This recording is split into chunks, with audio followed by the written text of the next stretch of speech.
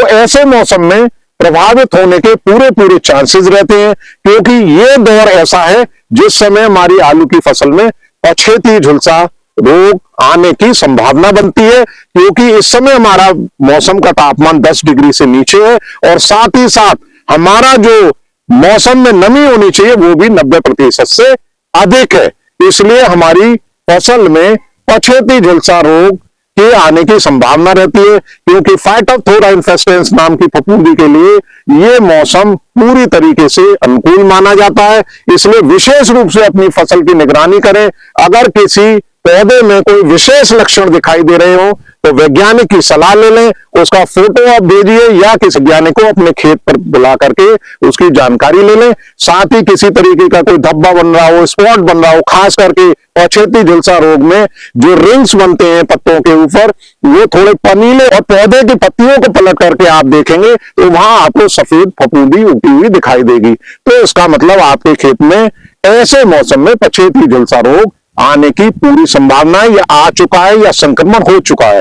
और इसके नियंत्रण के लिए किसान बंधुओं आपको क्या करना है, आपको एक जो कांटेक्ट फंगीसाइड है हमारा M45 या मैंकोजेब 75% WP, उसकी 2 ग्राम मात्रा 1 लीटर पानी में, साथ ही साथ आपको मिला लेना है उसमें एक सिस्टमिक फफूंदीनाशक। क्योंकि आप 1-2 अगर स्प्रे कर चुके हैं, जैसा कि मैं आप लोगों को जानकारी उपलब्ध कराता रहता हूं, अगर आपने कार्बनडाजिम और थायोफिनेट मिथाइल का प्रयोग कर लिया है तो आपको मेटालेक्सल लगाना है। मेटालेक्सल एक कॉम्बिनेशन में भी आता है, बाजार में उपलब्ध रहता है, जिसमें हमारा M45 भी मौजूद रहता है और साथ ही साथ हमारा जो मेटालेक्सल है वो भी रहता है। अन्यथा आप 2 से 2.5 ग्राम 10 लीटर पानी के अनुपात में घोल बना करके उसी M45 के साथ में मिला लें। और अगर आपको लगता है कि मुझे साहब अपना जो आलू है उसको बहुत अच्छा ग्रोथ भी करानी है और कोई ऐसा मुझे जो PGR है वो भी चाहिए, तो आप मेटिलक्लोराइड क्लोराइड 5% का भी प्रयोग अपनी इसी घोल के साथ में कर सकते हैं, ताकि आपकी आलू की फसल बचत हो। इस बात का विशेष रूप से ध्यान रखें। यदि हम सरसों की बात करें तो सरसों में इस बात का विशेष ध्यान रखना चाहिए कि ऐसे मौसम में 25 दिसंबर से लेकर के और हमें 15 जनवरी के बीच में पानी नहीं लगाना चाहिए।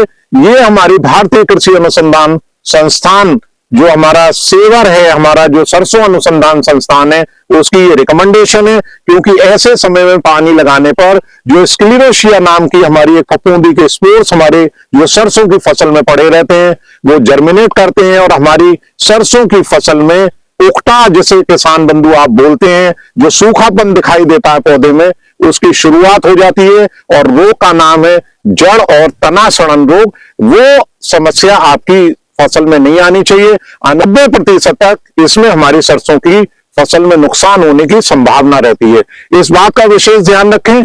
दूसरा, यदि ऐसी कोई समस्या आपको दिखाई दे रही है, कहीं फफूंदी विकसित होती हुई दिखाई दे रही है तने पर या जड़ पर, तो आप 0.2 ग्राम से लेकर के 0.5 ग्राम कोई भी सिस्टमिक फफूंदीनाशक, जिसमें चाहे कार्बनडाजिम हो चाहे थायोफिनेट मिथाइल हो, उसका आपको घोल बना करके स्प्रे अपनी सरसों के ऊपर कर देना चाहिए, ताकि आपकी सरसों जो है इस रोग से बची रहे। गेहूं के लिए ये माना जाता है कि ये जो मौसम है हमारा ये बहुत अनुकूल माना जाता है, क्योंकि इस समय हमारे गेहूं का जो बढ़वार है वो होती है। लेकिन एक समस्या जरूर आती है गेहूं के साथ में, अगर मौसम नहीं खुलेगा तो हमारी फसल सुप्त अवस्था में रहेगी कि जो प्रकाश संश्लेषण की प्रक्रिया है वो पूरी तरीके से रुकी रहेगी और इसकी वजह से जो ग्रोथ है वो थोड़ी सी इसकी प्रभावित होगी।